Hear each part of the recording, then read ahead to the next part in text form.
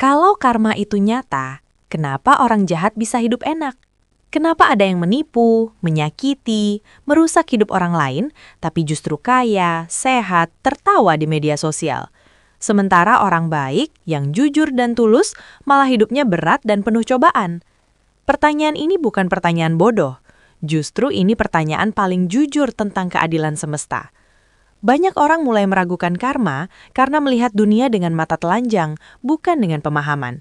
Di video ini, kita tidak membela karma. Kita bongkar kesalahpahaman tentang karma, pelan-pelan, logis, dan apa adanya, berdasarkan ajaran Hindu yang sering disalahartikan.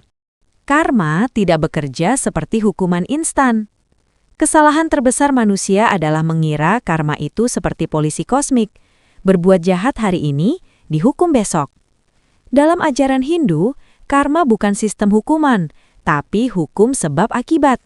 Sama seperti menanam benih, hasilnya tidak muncul seketika. Bhagavad Gita menyatakan bahwa setiap tindakan pasti berbuah, tetapi waktunya tidak selalu sekarang. Ada karma yang matang cepat, ada yang menunggu lama. Orang jahat bisa hidup bahagia bukan karena karmanya tidak bekerja, tapi karena benih akibatnya belum tumbuh. Dunia ini bukan ruang sidang cepat, melainkan ladang panjang yang tidak kita lihat seluruhnya. Bahagia tidak sama dengan bersih. Kita sering salah mengira kebahagiaan. Orang jahat terlihat bahagia karena kita hanya melihat permukaannya. Punya uang, kekuasaan, dan kenyamanan tidak otomatis berarti hidupnya selaras. Srimad Bhagavata Purana menjelaskan bahwa kenikmatan dunia bisa menjadi penutup kesadaran, bukan tanda berkah.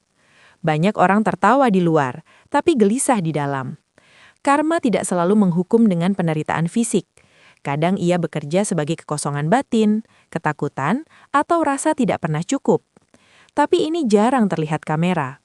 Kita menilai hidup orang lain dari sorotan, bukan dari dalam dadanya. Karma tidak selalu dibayar sekarang. Dalam filsafat Hindu, tidak semua akibat dibayar dalam satu kehidupan. Ini bukan ancaman, tapi penjelasan logis. Bhagavad Gita menyebut bahwa jiwa membawa jejak tindakan lama, seperti membawa ransel tak terlihat. Orang jahat hari ini bisa sedang menikmati hasil lama, bukan hasil kejahatannya sekarang. Sebaliknya, orang baik bisa sedang membersihkan akibat masa lalu. Tanpa konsep ini, dunia memang terlihat tidak adil. Tapi dengan pemahaman ini, kita sadar bahwa hidup bukan satu episode pendek, melainkan perjalanan panjang jiwa.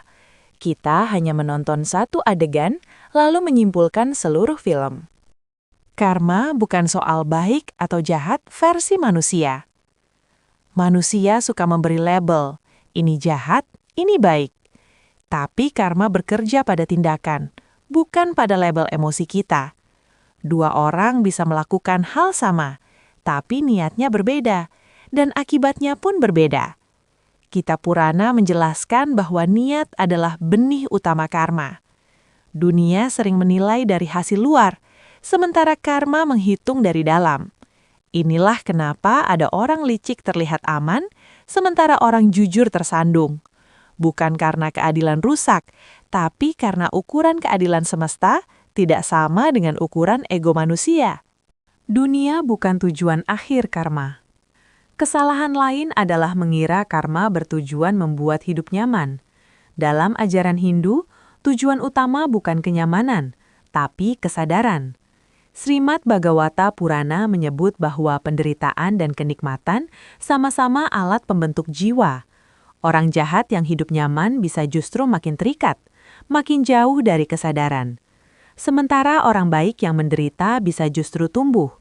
Karma tidak bertanya, siapa yang bahagia, tapi siapa yang belajar. Jika kita ukur karma dari dompet dan senyum, kita memang akan selalu kecewa.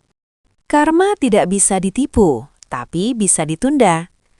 Orang jahat sering terlihat pintar menghindari akibat, tapi kitab-kitab Hindu menegaskan karma tidak bisa dibatalkan, hanya waktunya saja yang berubah.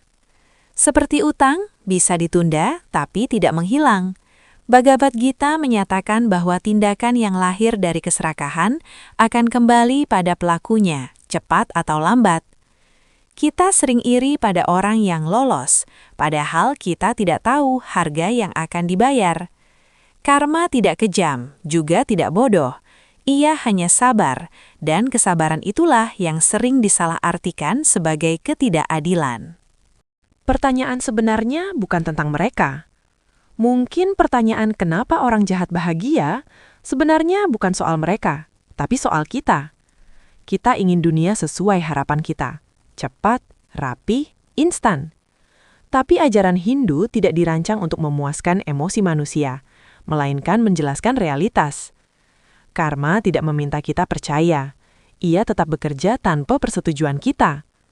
Saat kita berhenti sibuk menghitung hidup orang lain, kita mulai melihat hidup sendiri dengan lebih jernih.